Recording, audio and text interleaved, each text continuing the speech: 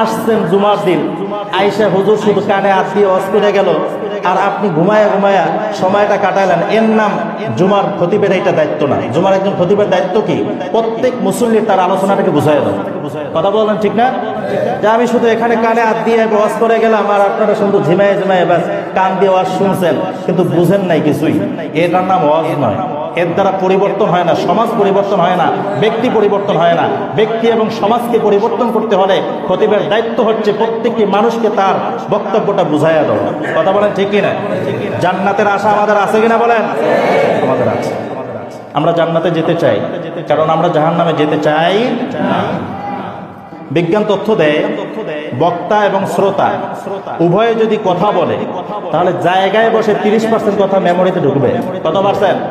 30% কথা মেমোরিতে ঢুকে যাবে যদি বক্তার সাথে শ্রোতারাও কি বলে? কথা বলে। আর যদি বক্তা